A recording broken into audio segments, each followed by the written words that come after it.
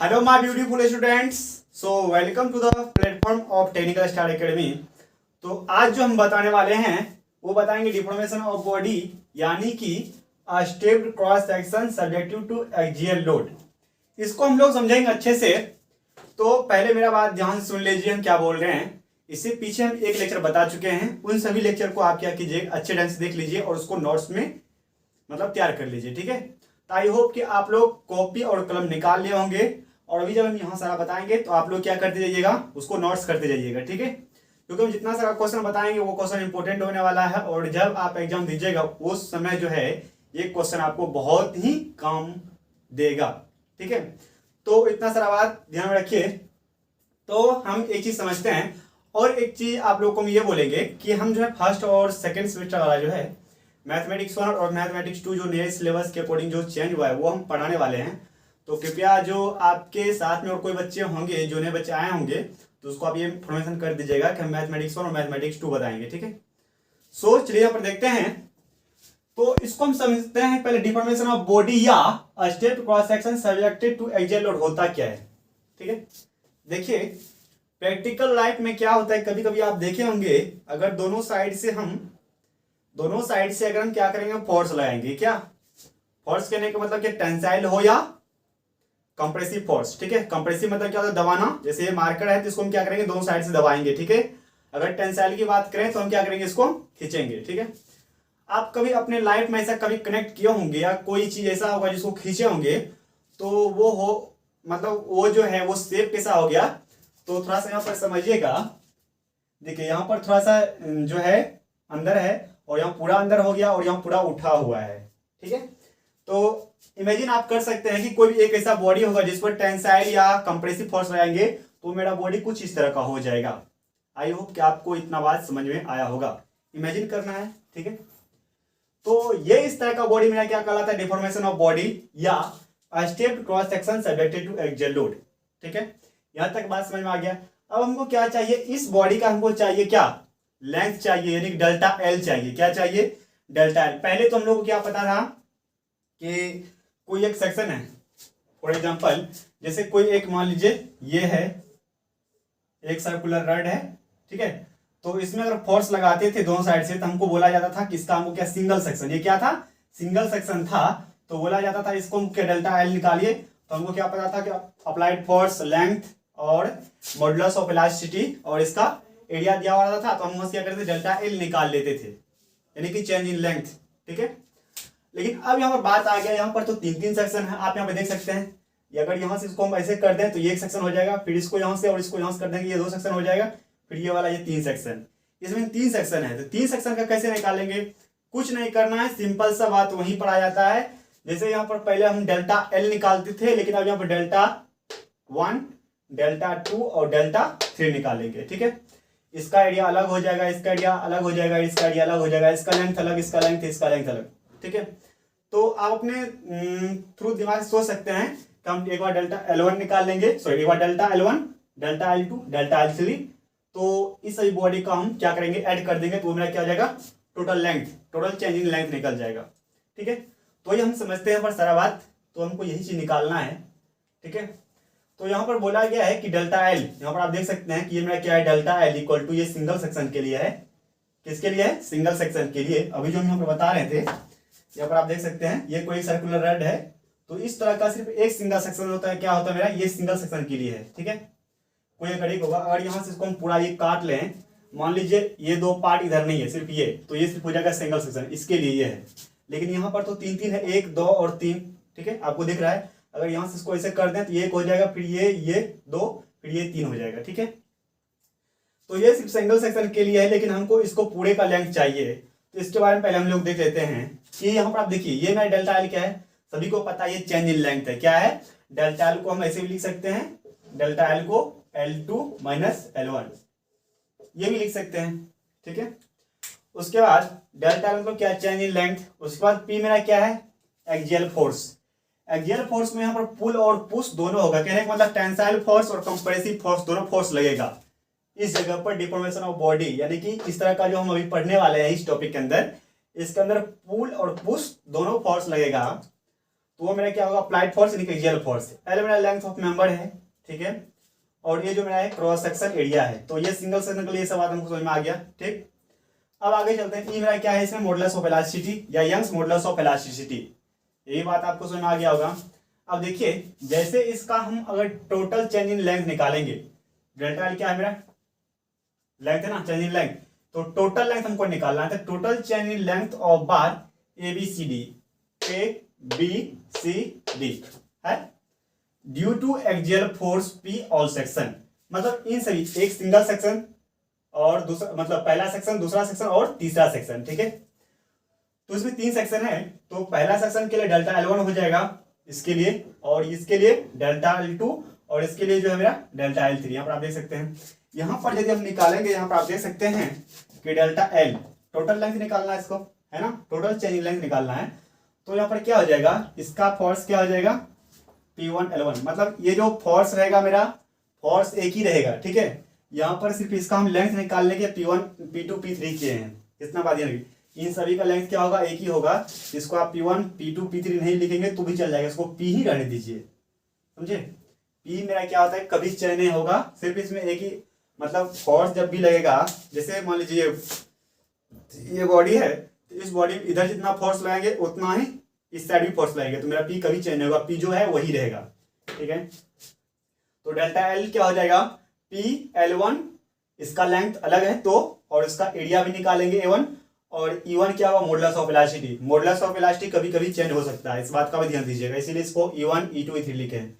फिर इसके अंदर आएंगे A2 वाला का, यानी कि 2 सिंगल, ये दूसरा सेक्शन जो है, तो L2, उसके बाद इसका एरिया A2, ठीक है, इसका मॉडुलस ऑफ इलास्टिसिटी E2 होगा ना। उसी तरह से L3, फिर एरिया इसका A3 हो जाएगा, और मॉडुलस ऑफ इलास्टिसिटी 3। समझ में आ रहा है ना मेरा बात, चलिए। तो ये मेरा क्या होता है, इस बॉडी का ये चेंज इन लेंथ निकल गया। इतना बात समझ में आए तो फटाफट इसको नोट कीजिए। उसके बाद अब केस 1 और केस 2 आता है। इसमें एक बात और आता है कि यदि ये पूरे मटेरियल है, ठीक है, इस पूरे मटेरियल, ये जो मटेरियल है यहाँ पर, कहने का मतलब ये जो मटेरियल, यदि कोई बार है, ठीक है, इस बार का सभी सेक्शन सेम है, तो उसका मॉडुलस ऑफ इलास्टिसिटी क्या हो जाएगा, सेम हो जाएगा। क्या हो जाएगा, सेम। मेरे कहने का मतलब ये है, ये जो आपको यहाँ पर ये बॉडी दिख रहा है, कोई बार दिख रहा है, कोई मेंबर दिख रहा है, तो इसमें सिंगल, कहने का मतलब ये जो बॉडी आपको दिख रहा है यहाँ पर, अगर इस सभी का ये सेक्शन जो है क्या होगा, सेम होगा। क्या होगा, सेक्शन सेम, तो वहां पर क्या हो जाएगा, मॉडुलस ऑफ इलास्टिसिटी समान रहेगा, ठीक है। यदि इसमें सेक्शन अलग अलग सबका है, तो वहां पर क्या हो जाएगा, मॉडुलस ऑफ इलास्टिसिटी डिफरेंट हो जाएगा। तभी केस 1 और केस 2 के अंदर बताएंगे, पहले इसको आप नोट कर लीजिए।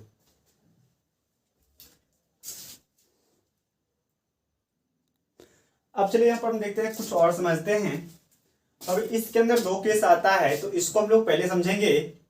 तो यहाँ पर आप देख सकते हैं एक चीज, इसी बॉडी को आपको इमेजिन करना है, तो केस 1 के अंदर देखना है कि if material of metal bar, ठीक है, यहाँ पर आप देख सकते हैं ये जो मेटल बार है, ठीक है, इसका मटेरियल क्या होना चाहिए, ऑल सेक्शन इज सेम होना चाहिए। कहने का मतलब ये जो आपको दिख रहा है, ये मान लीजिए पहला सेक्शन है और ये दूसरा सेक्शन, ठीक है, ये देखिए, है ना, ये पहला, दूसरा और तीसरा, ठीक है, ये पहला सेक्शन, दूसरा सेक्शन और तीसरा सेक्शन। कहने का मतलब इसका क्या होना चाहिए, ये सेक्शन और ये सेक्शन सेम होना चाहिए।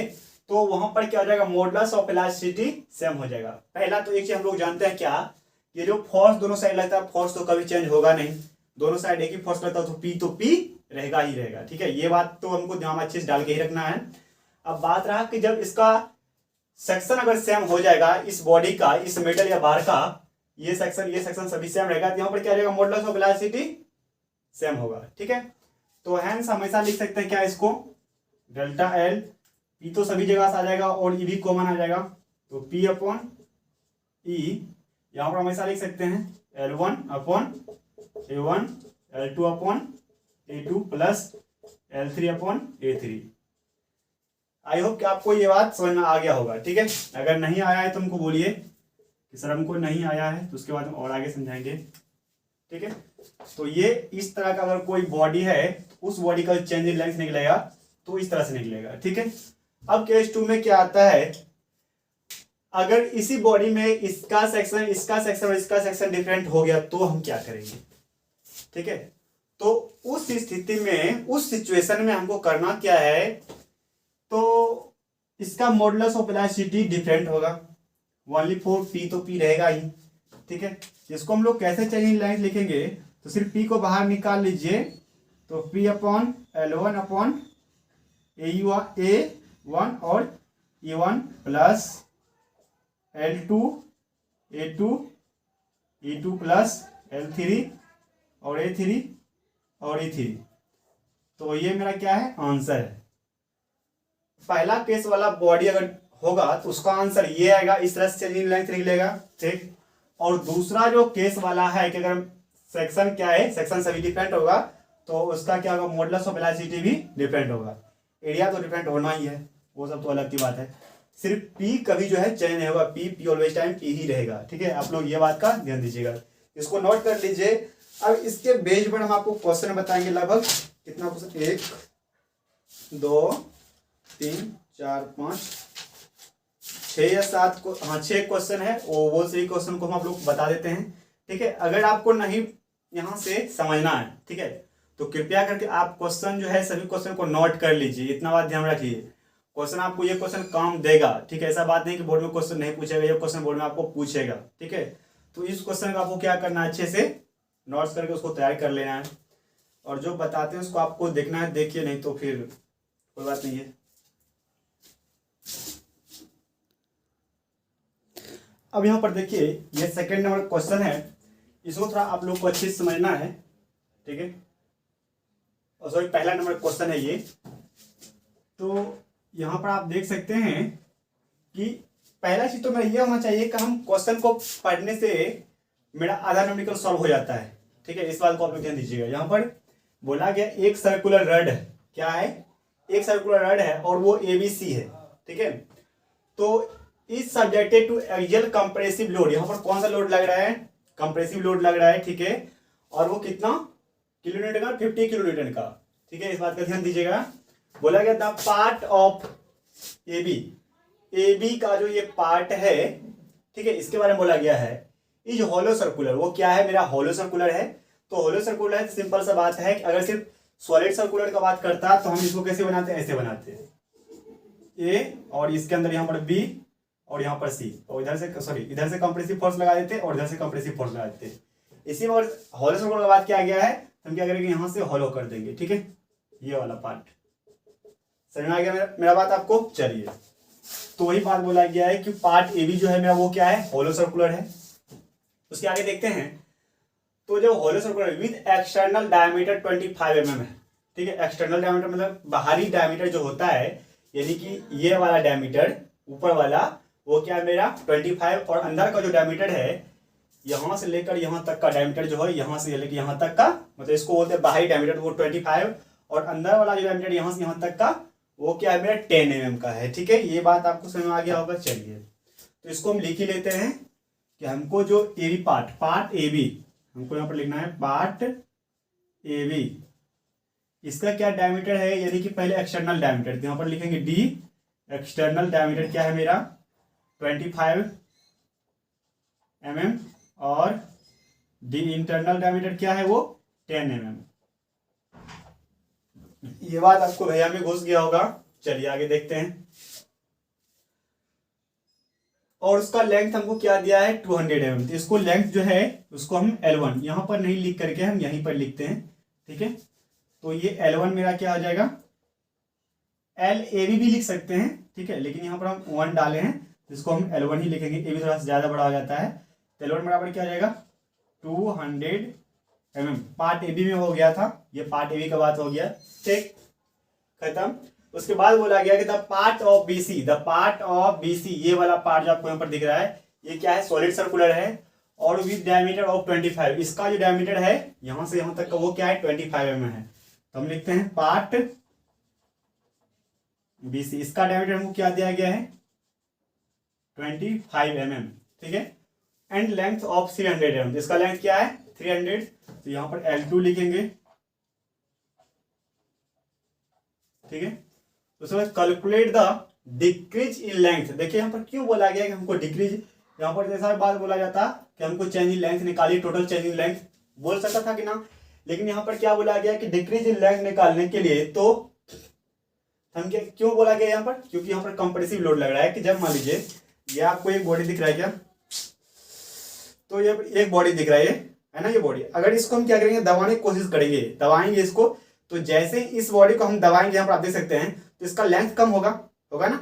तो वही यहाँ बात बोला गया है कि डिक्रीज इन लेंथ, मतलब जो लेंथ घट रहा है कंप्रेसिव फोर्स लगाने के बाद, तो उसका हमें क्या चाहिए, वही डिक्रीज मतलब वही वैल्यू चाहिए, ठीक है, डेल्टा एल वैल्यू चाहिए, ठीक है, जो नेगेटिव मेरा वैल्यू आएगा वो घट नहीं रहा होगा वो वैल्यू। और हमको मॉडुलस ऑफ वेलोसिटी क्या दिया गया 200 किलोमीटर पर एम स्क्वायर, इसको हम यहाँ पर लिखते हैं और ये सभी के लिए क्या है सेम है।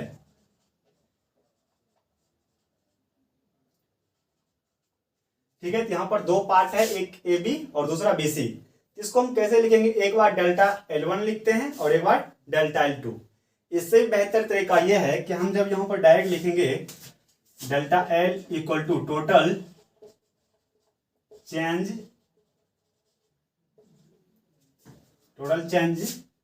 यहाँ पर टोटल डिक्रीज इन लेंथ लिख सकते हैं, टोटल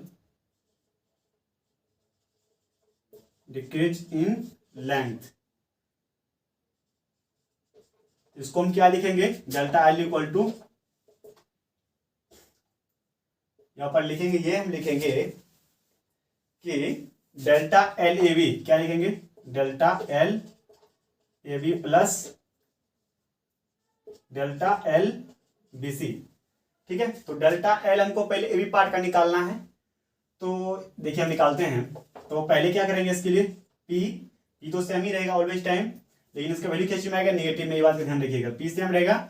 उसके बाद एल देखिए L1 हो जाएगा ये, और पी एल, उसके बाद क्या होता है ए ई, तो ए बी इसका अलग होगा और ई तो सेम ही रहेगा, क्योंकि यहाँ पर ई का वैल्यू हमको सिर्फ एक ही दिया गया है।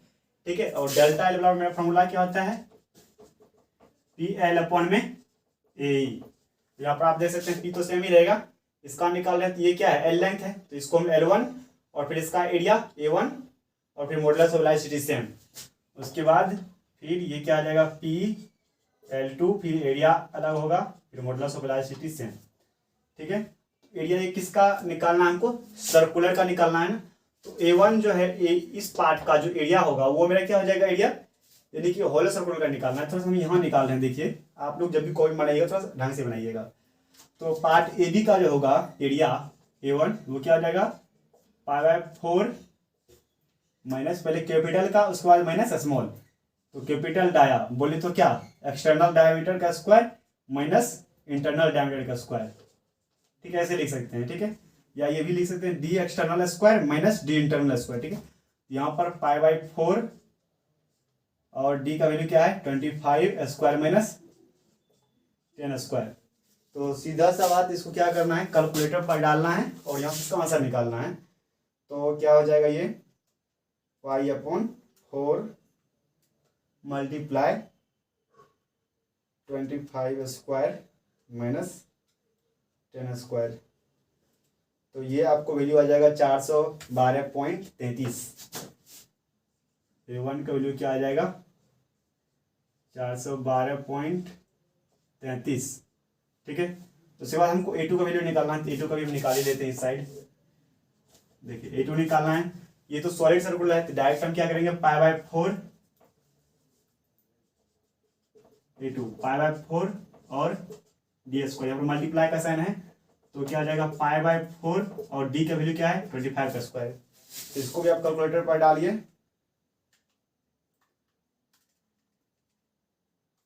तो ये आपका क्या आंसर निकल जाएगा,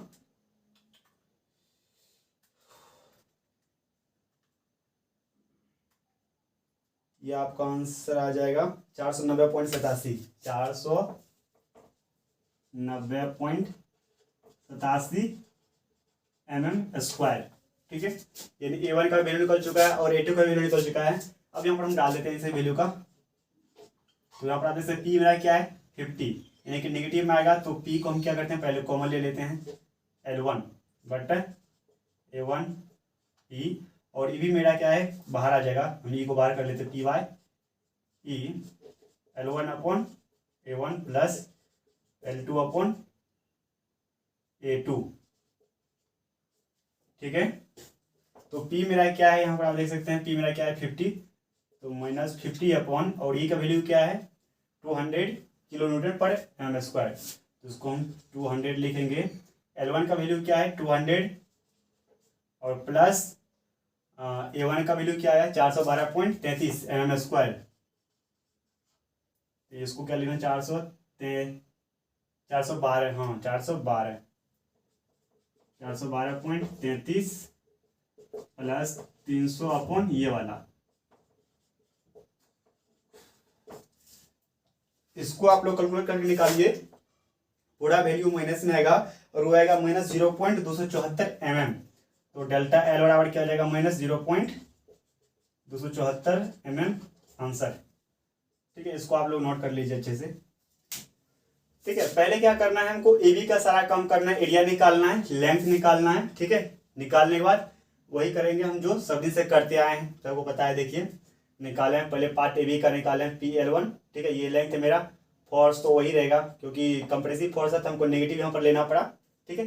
यहाँ पर लिखे भी हैं कि P equal to -50 kilo newton, क्यों, क्योंकि यहाँ पर कंप्रेसिव नेचर है, जहाँ पर कंप्रेसिव का बात आएगा वहाँ पर क्या जाएगा नेगेटिव वैल्यू हो जाएगा, ठीक है। तो इस तरह से आप लोग को निकालना है। चलिए इसको नोट कीजिए, इसके बाद आगे बताते हैं। अब देखिए सेकंड नंबर क्वेश्चन है, ये बहुत इजी क्वेश्चन है, ठीक है, और इसको बनाने का हम लोग प्रयास करेंगे और बनाएंगे, ठीक है। तो इसमें सिर्फ कुछ नहीं दिया गया है, सिर्फ ये फिगर दिया गया है, ठीक है। तो इस फिगर में क्या क्या है वो हम सभी चीज को लिखते हैं। पहली बात तो ये है कि PQR एक सर्कुलर बार है, ठीक है। तो पहले हम सारी चीज को लिख लेते हैं, सॉल्यूशन जब हम करते हैं तो पहला एक नंबर आता है ये मॉडुलस ऑफ इलास्टिसिटी, ये सभी के लिए सेम है क्योंकि यहाँ पर दे रखा है पहले से ही। तो ये क्या हो जाएगा 20 मल्टीप्लाई 10⁴ न्यूटन पर mm स्क्वायर, ठीक है। और P भी मेरा सेम होगा, तो P को हम क्या करते हैं लिख लेते हैं, वो क्या हो जाएगा 70 किलो न्यूटन। ये पॉजिटिव होगा, क्यों, क्योंकि टेंसाइल फोर्स लग रहा है, टेंसाइल नेचर का है, टेंसाइल नेचर कैसा होता है पॉजिटिव होता है, ठीक है। ये बात हो गया। चलिए अब यहाँ पर हम PQ का बात करते हैं, पार्ट PQ यहाँ पर लिखते हैं पार्ट PQ। तो यहाँ पर आप देख सकते हैं कि इसका जो डायमीटर यहाँ से यहाँ तक का वो कितना है 50 mm डायमीटर है, कितना 50 mm। जब 50 mm डायमीटर है तो इसका हमको पहले क्या करना है, एरिया निकालना है। तो इसका डायमीटर क्या दिया गया है, डायमीटर वो 50 mm है, इसका हम एरिया भी निकाल लेते हैं। तो एरिया क्या हो जाएगा इसका π/4 और d², तो π/4 और यहाँ पे क्या है 50, ठीक। इसको आप मल्टीप्लाई कीजिए, कितना आता है, कैलकुलेशन कीजिए इसको, तो ये आ जाएगा π/4 मल्टीप्लाई 50 का स्क्वायर, तो ये वैल्यू आपको आ जाएगा 1963.49। एरिया बराबर क्या आ जाएगा 1963.49 mm स्क्वायर। एक चीज का आप लोग ध्यान रखिएगा, यहाँ पर मॉडुलस ऑफ इलास्टिसिटी हमको क्या चीज दिया गया है, न्यूटन में, ठीक है। ये न्यूटन पर एम स्क्वायर में है, तो पहले फर्स्ट ऑफ ऑल हमको करना क्या है, ये 70 किलो न्यूटन जाए, इसको न्यूटन में कन्वर्ट करना पड़ेगा।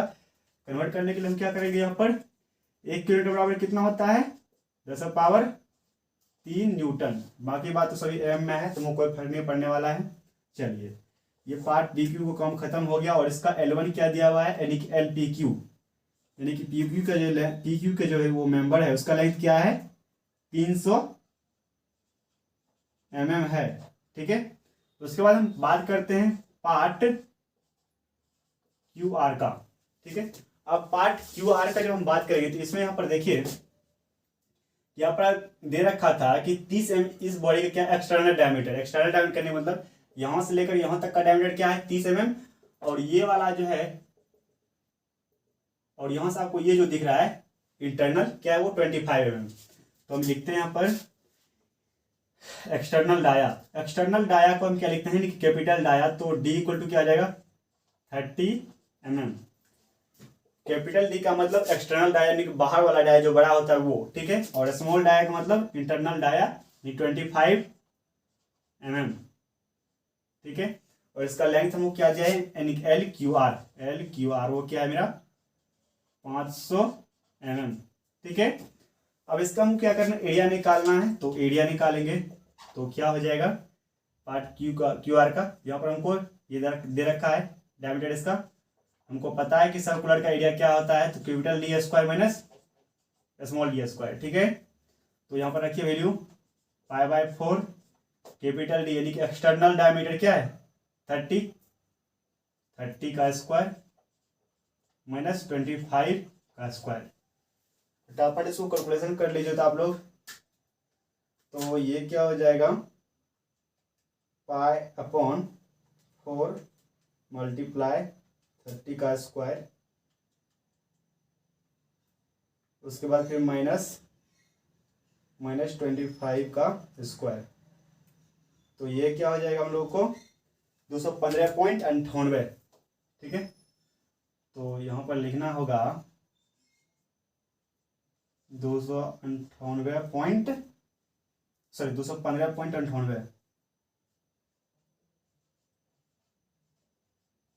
mm²। ठीक है, ये बात हो गया, तो सारा चीज हमको निकल गया है। अब यहाँ पर हम लिखेंगे total change in length delta equal to total change in length, तो क्या हो जाएगा, हम यहाँ पर लिखेंगे डेल्टा एल इक्वल टू, तो delta L P Q plus delta L Q R. ठीक है, तो डेल्टा पी क्यू, देखिए पी क्यू पार्ट का बात करते हैं। ठीक है, तो पहले इसको हम सही ढंग से लिख लेते हैं डेल्टा एल, तो हम पहले ही क्या बोले हैं कि देखिए इसमें पी और मॉडुलस ऑफ इलास्टिसिटी दोनों सेम होगा। ठीक है, पी और मॉडुलस ऑफ इलास्टिसिटी हम पहले लिख लेते हैं, तो पी L1 तो ये भी सेम, और उसके बाद मॉडुलस ऑफ इलास्टिसिटी यानी कि एरिया, और ये तो सेम, फिर पी L2 अलग है, फिर मॉडुलस ऑफ इलास्टिसिटी सेम, फिर एरिया अलग।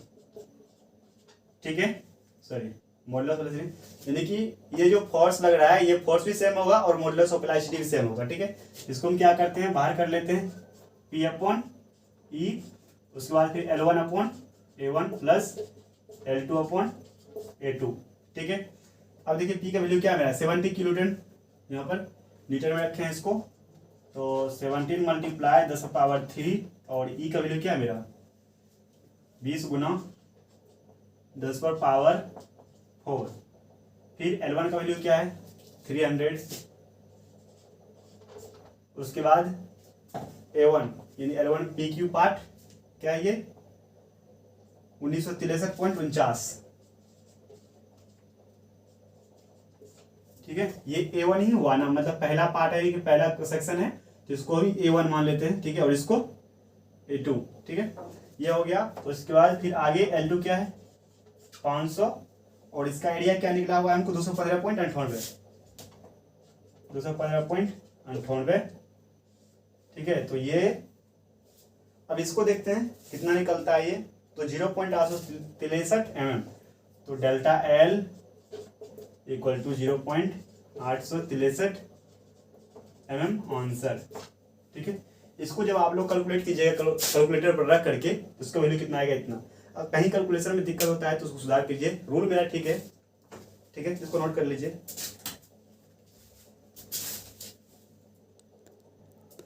चलिए थोड़ा इस क्वेश्चन को आप लोग देख लीजिए, ये 3rd नंबर क्वेश्चन है।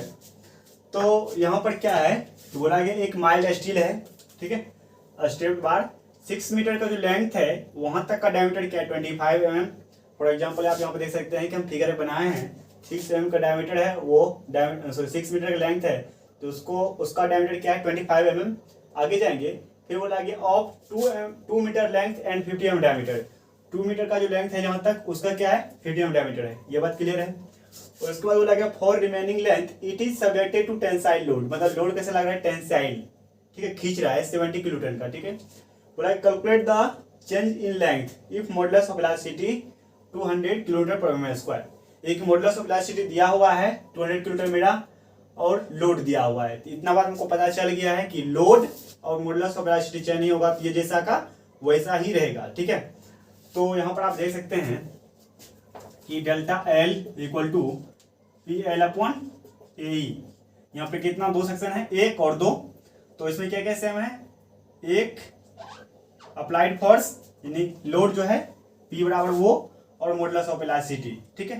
तो L1 और A1 होगा, उसके हिसाब से इसको हम कैसे लिखेंगे, delta L equal to total change in length. तो ये अपन को क्या आ जाएगा, delta L equal to delta L, ये B मान लीजिए और ये C, तो delta L AB plus delta L BC, ठीक है। या तो आप ऐसा भी कर सकते हैं, डेल्टा L1 और ये डेल्टा L2, ठीक है। तो यहाँ से P मेरा T और E चेंज नहीं होने वाला है, तो सिर्फ इसको हम क्या करते हैं, P L1 फिर A1 फिर E वैसा का वैसा ही रहेगा, फिर P L2 फिर A2 होगा, फिर E तो वैसे ही रहेगा, ठीक है। अब इसके अंदर से हम P अपॉन E कॉमन ले लेते हैं, L1 upon A1 plus L2 upon A2 ऐसा होगा। अब यहाँ से हम डेल्टा L निकालेंगे, तो आप यहाँ देख सकते हैं P का वैल्यू क्या है 17 अपॉन E का वैल्यू क्या है 200, दोनों किलोमीटर में है। चलिए L1 का वैल्यू क्या है यहाँ पर देख सकते हैं 6 मीटर, इसको mm में चेंज करेंगे तो क्या हो जाएगा 6000 अपॉन A1 का वैल्यू क्या है, A1 यहाँ पर आप देख सकते हैं A1 का वैल्यू 490.87 प्लस और ये कितना हो जाएगा 2000 अपॉन E2 का क्या वैल्यू है 176.71। अब इसको आप लोग कैलकुलेशन कीजिए, फटाफट देखिए कितना आंसर आता है, हम भी करते हैं। तो ये जो मेरा वैल्यू आया है वो आया है मेरा 8.23, तो डेल्टा L बराबर क्या आ जाएगा यहाँ पर 8.23 mm। तो ये मेरा आंसर है, इसको नोट कर लीजिए फटाफट। बस 3 क्वेश्चन और बचा है, उसके बाद खत्म हो जाएगा।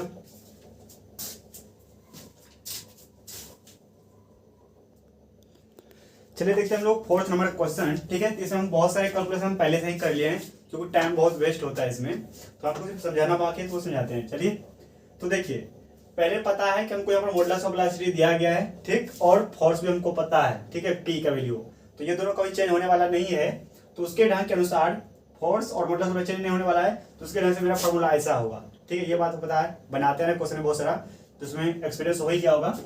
तो फोर्स और मॉडुलस ऑफ इलास्टिसिटी यहाँ लिखा गया है, जो वैल्यू हमको दिया गया है 50 किलोमीटर लग रहा है, और मॉडुलस ऑफ इलास्टिसिटी क्या 1.05 × 10⁵ न्यूटन पर m² वो है। तो L1 ये मेरा पहला सिंगल सेक्शन, और ये वाला दूसरा, और ये वाला तीसरा, L1 L2 L3, ठीक है। तो L1 का जो वैल्यू ये है, L2 का वैल्यू ये है, और L3 वैल्यू ये, L1 का वैल्यू 500 mm, L2 का 200, L3 का 800 mm, ठीक है। L1 तो यहाँ से D1 का क्या डायमीटर है 20 mm, और D2 का 10 और D3 का 30। तो A1 का जो वैल्यू निकालेंगे 4 गुना D1 का स्क्वायर, तो इतना आएगा, ठीक है। उसी तरह से फिर कैलकुलेशन आगे कर लेंगे A2 फिर A3 का, ठीक है। डायमीटर अलग अलग है, सबका डायमीटर देके कैलकुलेशन कर लेंगे। तो सिंपल सा बात है, यहाँ पर हमको सिर्फ क्या करना है, वैल्यू रखना है। तो P का मेरा वैल्यू क्या है यहाँ पर आप देख सकते हैं 50 गुना 10⁻³ अपॉन, और E का 1.05 गुना 10⁻5, ठीक है। अब L1 का वैल्यू क्या है 500, और A1 का देख सकते हैं 314.15 प्लस फिर 200 L2, फिर A2 क्या 78.53, फिर L3 क्या 800, फिर A3 706.85, ठीक है। तो यहाँ से डेल्टा L मेरा क्या निकल जाएगा, इसको कैलकुलेट कीजिएगा तो इसका आंसर आएगा 2.51। तो डेल्टा L इक्वल टू क्या हो जाएगा 2.51 mm आंसर, ठीक है। इसको नोट कर लीजिए।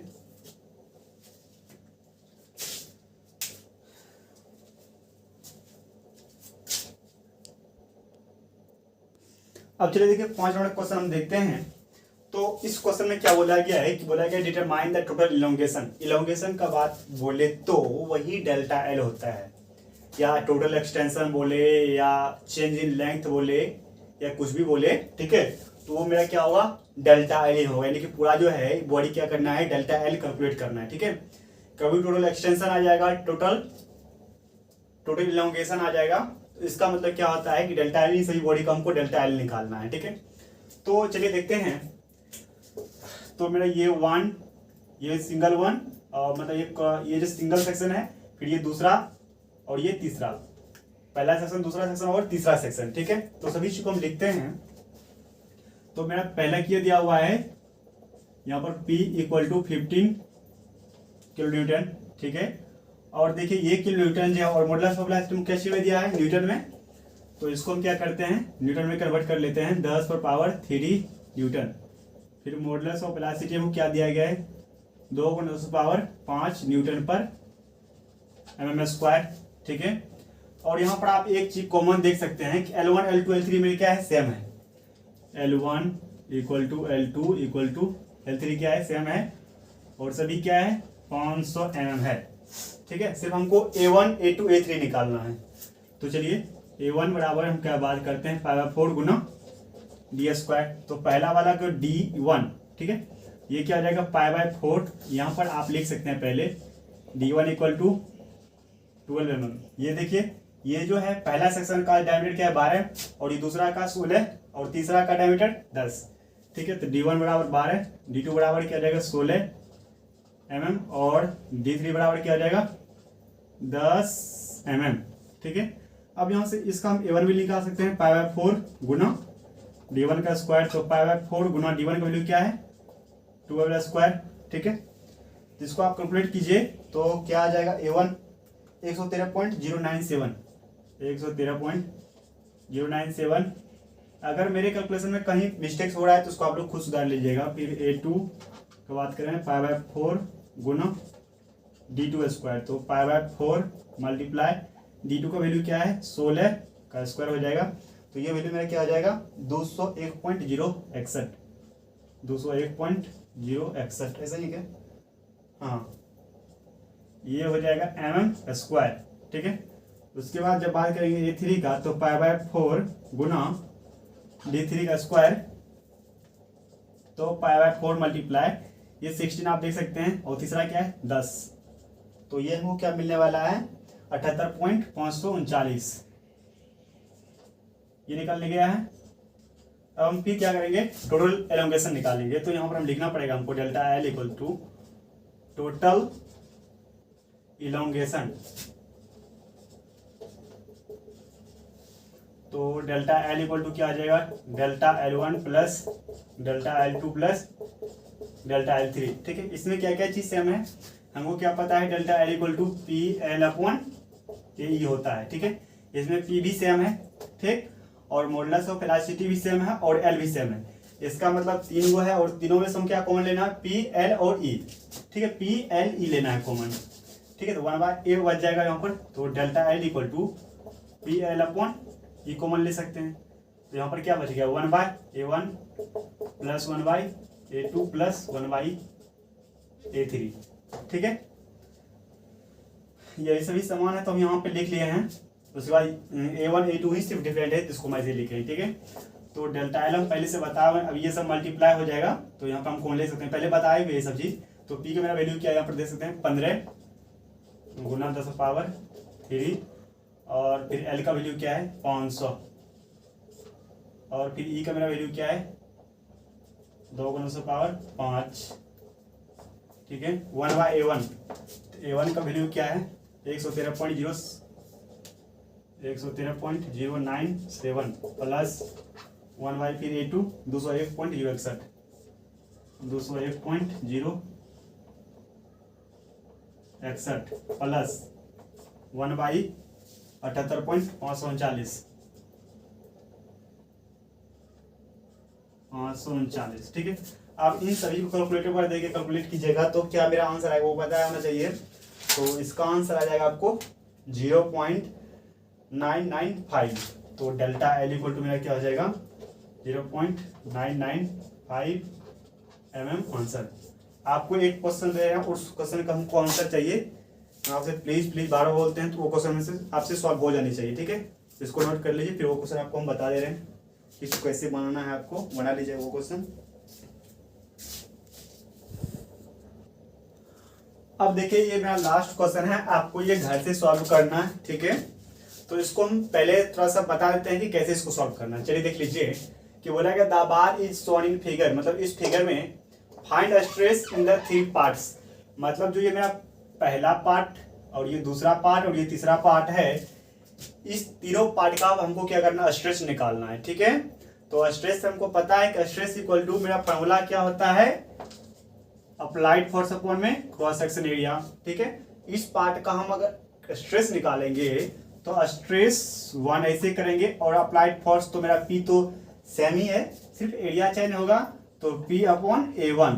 ठीक है, तो 40 अपॉन A1 इसका निकाल लेंगे एरिया, यानी सर्कुलर का जो मतलब एरिया होता है π/4 गुना 30 का स्क्वायर, फिर π/4 गुना 20 का स्क्वायर, फिर π/4 गुना 32.5 का स्क्वायर। तो पहला का निकालेंगे तो यहाँ पर क्या π/4 गुना 30 का स्क्वायर, फिर स्ट्रेस 2 सेकेंड पार्ट का निकालेंगे तो अप्लाइड फोर्स तो मेरा 40 रहेगा ही। ठीक है, फिर A2 का जो इसका जो एरिया निकलेगा वो, फिर इसी तरह से थर्ड वाला पार्ट्स को हमको स्ट्रेस निकालना है। ये वाला कहानी खत्म हो जाने के बाद फिर बोला गया and total extension of bar. Extension of बार का बात आप यहाँ पर आ गया, तो वही बात है डेल्टा एल निकालना है। एक्सटेंशन ऑफ बार आए या टोटल इनॉग्रेशन ऑफ बार आए या चेंज इन लेंथ आए, टोटल चेंज इन लेंथ आए, सब एक चीज होता है। ठीक है, L1 L2 L3 का वैल्यू भी दिया गया है, A1 A2 A3 का वैल्यू फाइंड करना है। ठीक है, तो यहाँ से हमको फोर्स भी वो दिया गया है P का वैल्यू। ठीक है, तो सिंपल तरीका से आपको क्या करना है वो निकाल लेना है। ठीक है, कुछ नहीं है। तो प्लीज इन सभी क्वेश्चंस को आप लोग क्या कीजिए, अच्छे से नोट कर लीजिएगा और बना लीजिएगा। ठीक है, कौन सा चीज नोट कर लीजिए तो बेटर रहेगा। So thank you for watching the videos.